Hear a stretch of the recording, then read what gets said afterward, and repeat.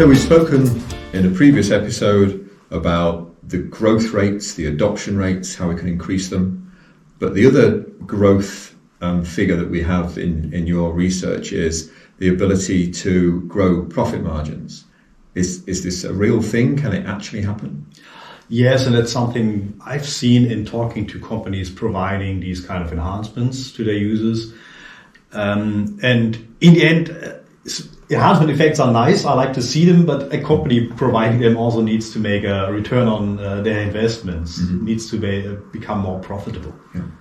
So by adding a certain number of enhancements, or one or two, and I guess it depends on which enhancement is which has the highest value. Well, we talked about enhancements being hugely different between the different effects. And obviously there is also differences between what a print buyer would pay as a premium for a certain type of enhancements, and also between the print buyers. So one might like a metallic effect. I can use that on my business card. I can use that on my posters. And so I'm very interested. I could imagine paying like twice the price, 100% premium. Some other would say, well, no, I don't like metallic, or probably fluorescent. That might be more striking. Yeah. So I can't use fluorescent. I'm not willing to pay a premium for that. So from those willing not to pay anything and the ones extremely excited about it, so that needs to be in the end an average. I mean, for a printing company, it's important to identify the customers which are interested in that kind of certain effect a printing company can offer. Yeah. So I think it's more important the concept that there are print buyers out there which are willing to pay a premium, and especially find those who are willing to pay a lot of premium, who see a lot of value in that. Yeah, so it really leads on then to the skill of the salesperson selling for the print company to spot the opportunities that are higher value, to spot the customers that are higher value, and rather than just take the cost and add up by a percentage, to sell the value to the customer of where the customer sees that. And of course you can ignite that excitement with the right samples, with the right explanations, but also with an ROI example showing how that kind of enhancement is improving the brand or the visibility. Yeah.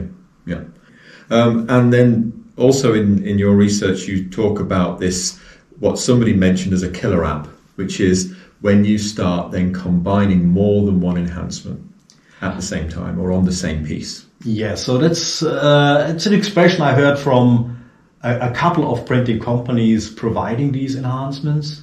So some specifically said killer app, and that's combining some of these special effects, like a metallic print and a varnish, or a white and also a varnish over print, or a fluorescent and metallic. So if you want to make a product stand out, sometimes more is more.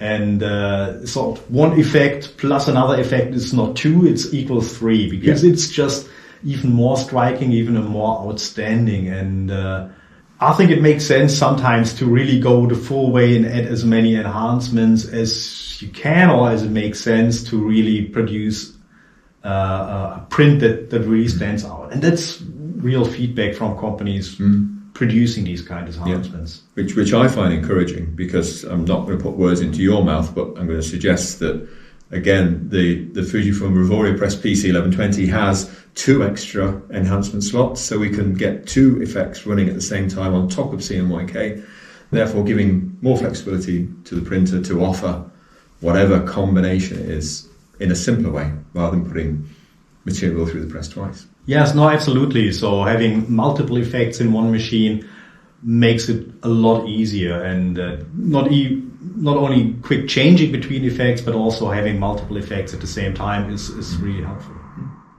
It's interesting. As an aside, I was in the bookshop at the airport yesterday, coming out here, and I looked at the enhancements on books, and on novels there was lots. There was embossing, there was foiling, there was raised UV, but on business books there's nothing.